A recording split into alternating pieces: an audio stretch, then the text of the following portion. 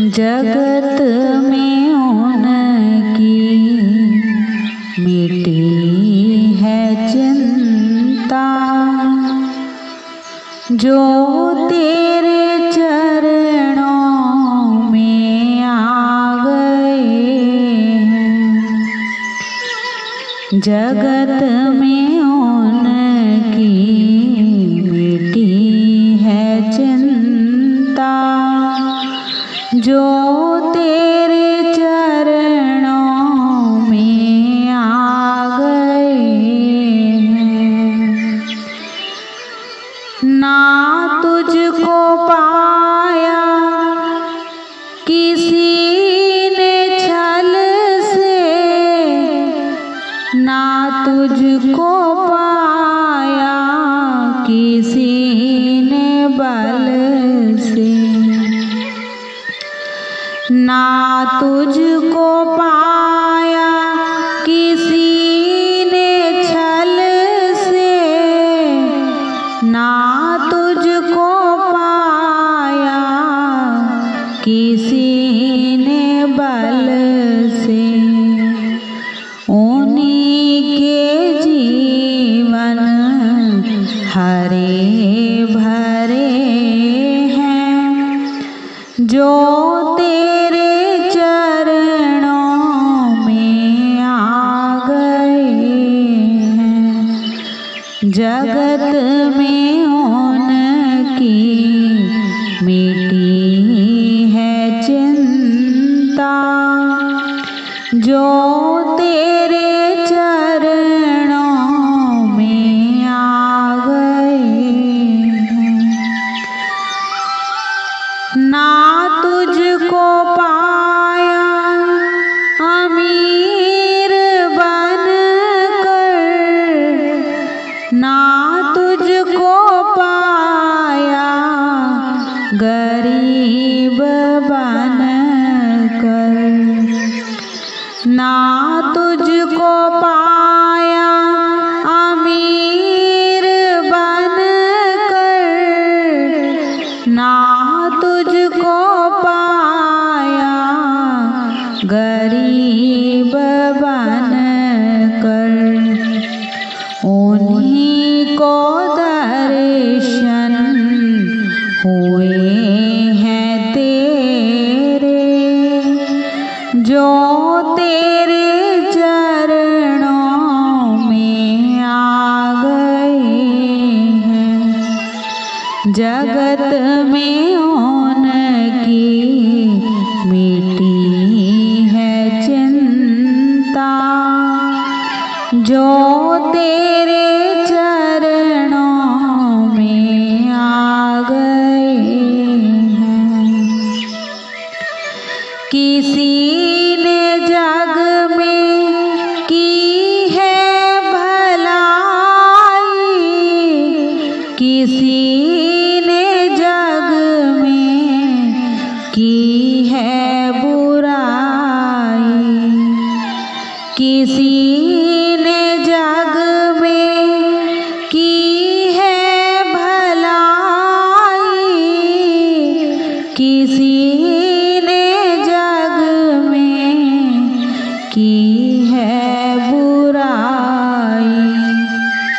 वही सतमार्ग पर चल पड़े हैं, जो तेरे चरणों में आ गए हैं। एक बार तुमको जिसने पुकारा, दिया है उसको तुमने सहारा।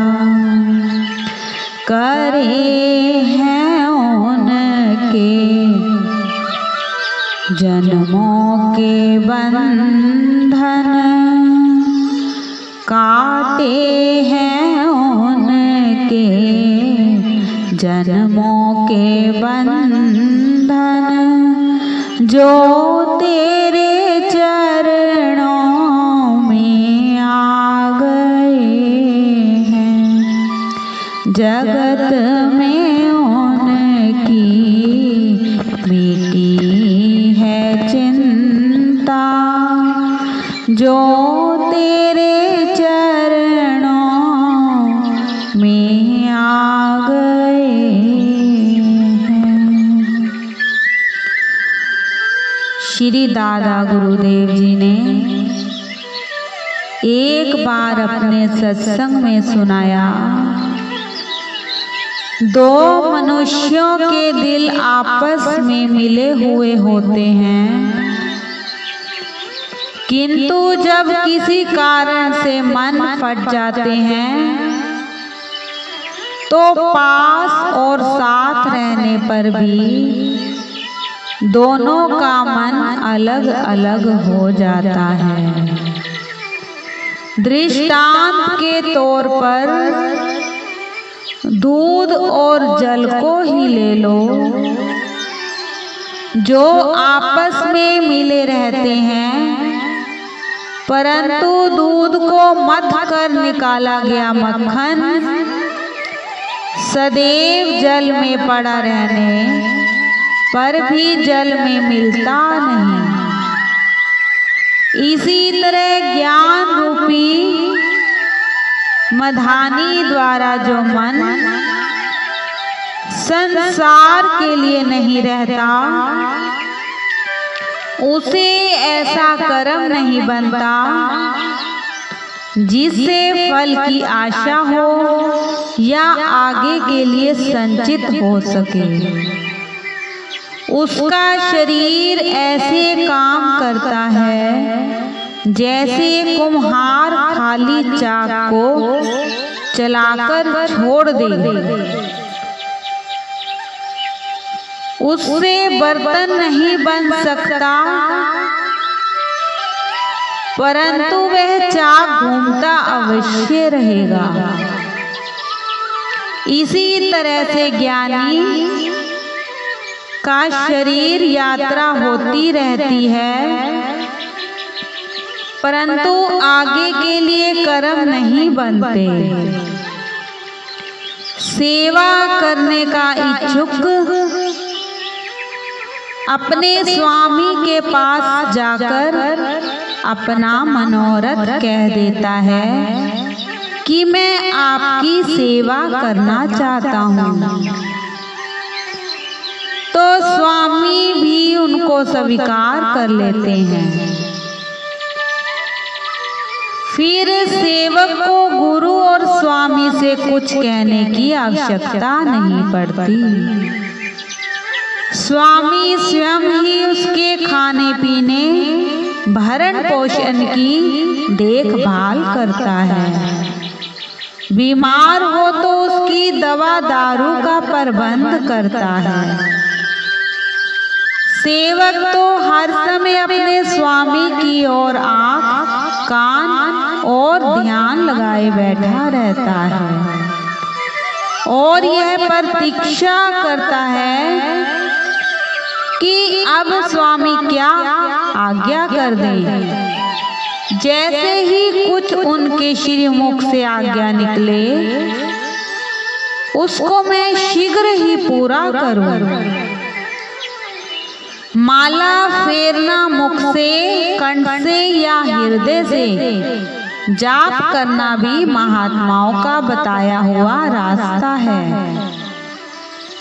भक्त को ईश्वर परायण हो जाना चाहिए और ईश्वर की ओर ही ध्यान लगाए रखना चाहिए। फिर तो हर सेवा के लिए ईश्वर की ओर से ही आज्ञा होगी। उसको हित चित्त से सुने, उनकी आवाज की तरफ ही ध्यान लगाए रहें। भजन के ठीक होने का चिन्ह ही यही है, फल ही यही है। कर का जपो ना मन का जपो, मुख से कहूँ ना राम। कर का जपो ना मन का जपो, मुख से कहूँ न राम, राम हमारो हमें भजे, हम पायो विश्राम।